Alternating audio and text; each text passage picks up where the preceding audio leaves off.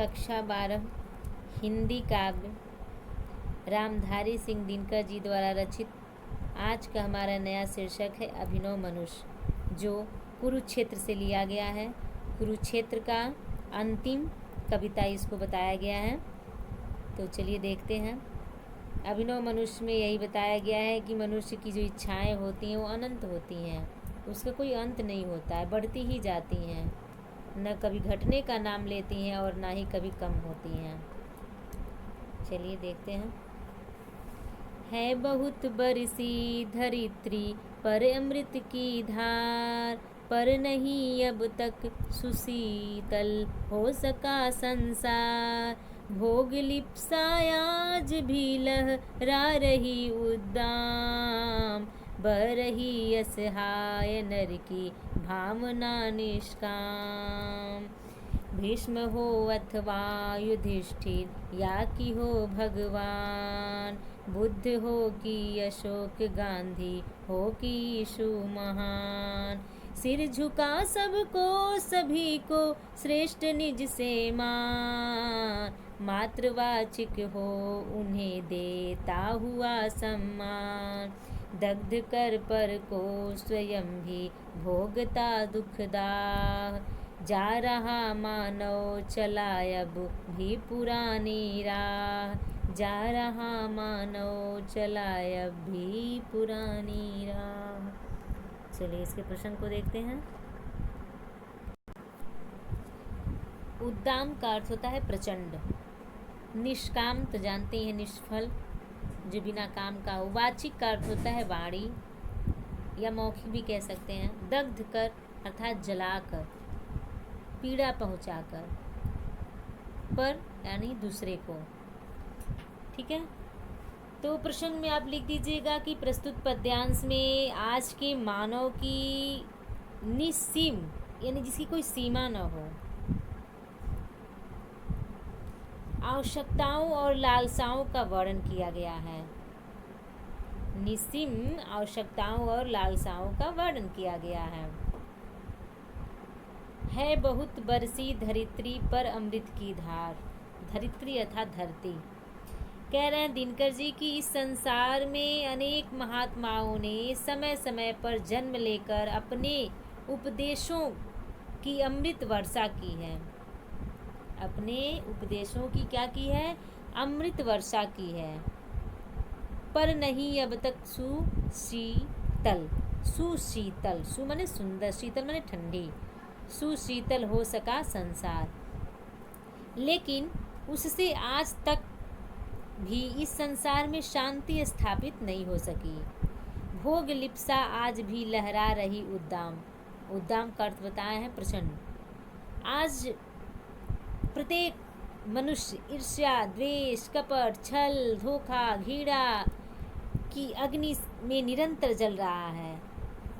भोग लिप्सा आज भी लहरा रही उद्दाम। प्रचंड अग्नि ज्वाला दहक रही है, निरंतर लोग उसमें जल रहे हैं। कैसी अग्नि?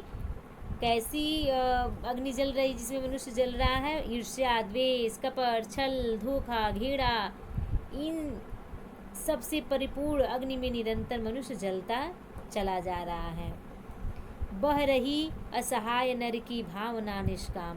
उन अवतारी पुरुषों और ज्ञानी महात्माओं के अमृत वचन मनुष्य के हृदय में स्थित राग द्वेष, राग माने प्रेम, द्वेष माने तो जानते ही हैं घृणा, और भोग लिप्सा की क्या की है? लपटपाटी अर्थात तेज लपटों में प्रचंड अग्नि को शीतल न कर सके। अर्थात मनुष्य को भोग लिप्सा से मुक्त न कर सके।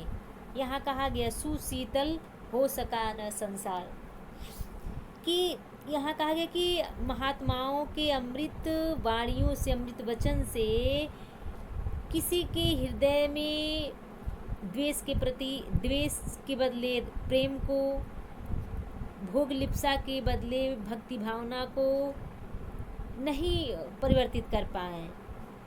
अर्थात राग द्वेष भोग लिप्सा की लपट ज्वाला में क्या हो रहा है? शीतलता को वो नहीं प्रदान कर पा रहे हैं। मनुष्य को भोग लिप्सा से मुक्त नहीं करा पा रहे हैं।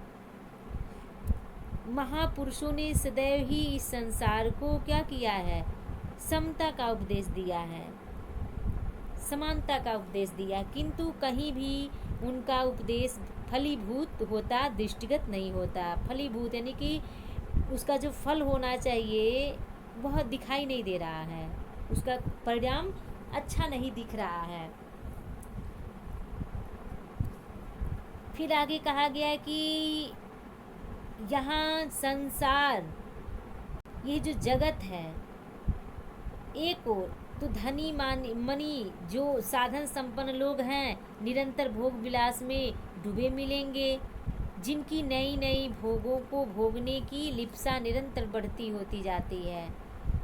कहा गया है कि यहाँ सब जगह एक ओर तो धनी मनी यानी धनी अमीर व्यक्ति, धन संपन्न व्यक्ति निरंतर भोग विलास में डूबते चला जा रहा है और उसकी नई नई भोग विलासाओं की लिप्सा निरंतर बलवती होती जाती है।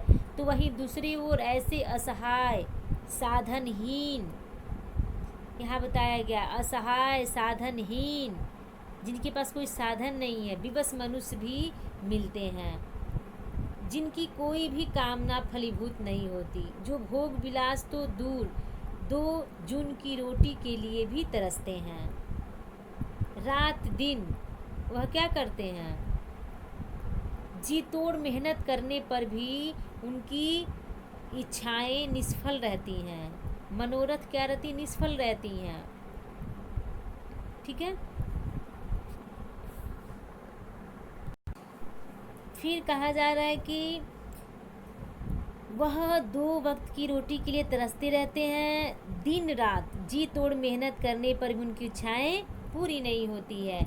इस प्रकार अवतारी सिद्ध ज्ञानी महापुरुषों के समानता, सहयोग, त्याग, सहानुभूति की अमृत के समान उपदेश भी निष्फल हो रहे हैं।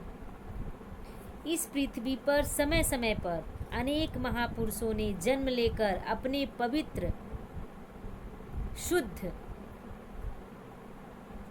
श्रेष्ठ आचरण के द्वारा लोगों को यह समझाया कि परोपकार यानी दूसरे के प्रति सहयोग, दया, अहिंसा, प्रेम और कर्मनिष्ठा ही क्या है, श्रेष्ठ जीवन के मूल तत्व हैं। इन्हीं को अंगीकार करके जीवन को सार्थक बनाया जा सकता है। भीम हो अथवा युधिष्ठिर, या हो कि भगवान बुद्ध हो कि अशोक, गांधी हो कि यीशु महान। कहा गया है कि दृढ़ निश्चयी भीष्म, सत्यनिष्ठ युधिष्ठिर, भीष्म यानी भीष्म पितामह, और जो धर्म के लिए प्रसिद्ध थे युधिष्ठिर, निष्काम कर्मनिष्ठ प्रवर्तक भगवान श्री कृष्ण, जीवन के प्रत्येक क्षेत्र में आदर्श का क्षेत्र प्रतिमान प्रस्तुत करने वाले भगवान श्री राम, सत्य, अहिंसा एवं प्रेम का संदेश देने वाले गौतम बुद्ध, सम्राट अशोक, गांधी जी, यीशु, ऐसे ही पुरुष हैं जिन्होंने क्या किया है, समय समय पर अपने जन्म से इस धारा को पुण्य बनाकर संसार का पथ प्रदर्शन किया है। सिर झुका सबको, सभी को श्रेष्ठ निज से मान। मनुष्य ने सिर झुकाकर अत्यधिक सम्मान और श्रद्धा के साथ इन सभी महापुरुषों की श्रेष्ठता को स्वीकार किया, किंतु विडंबना देखिए, विडंबना क्या है कि इन्होंने उनकी श्रेष्ठता केवल मौखिक रूप से स्वीकार किया, मात्र वाचिक माने मौखिक, मात्र वाचिक ही उन्हें देता हुआ सम्मान, मात्र वह मौखिक रूप से अंगीकार किए हैं। लब्ध कर पर को स्वयं भी भोगता दुखदाह, उसका लेस मात्र भी अपने आचरण में नहीं उतारा। अपनी कथनी करनी के इसी अंतर के कारण वह दूसरे लोगों का शोषण करके, उन्हें पीड़ा पहुंचाकर क्या कर रहे हैं, दूसरों को दुखों की आग में झोंक कर वह स्वयं भी उस आग में जल रहे हैं। दग्ध कर पर यानी दूसरों को, पर माने दूसरों को भी दुखी करके स्वयं भी उस दुख का भोग कर रहे हैं। ऐसा नहीं कि हम दूसरे को दुख दे रहे हैं, दुख पहुंचा रहे हैं तो हमें नहीं होगा, निश्चित रूप से हमें भी वही मिलेगा। जा रहा मानव चला अब भी पुरानी राह। यहाँ कहा गया कि वह आज भी अपनी आदिम युग के क्रूर, निर्मम एवं पशुत्व मार्ग पर चल रहा है। पशुत्व मार्ग यानी पशु के समान, पशु जिस मार्ग पर चल रहा है उसी मार्ग पर आज का मनुष्य भी चल रहा है।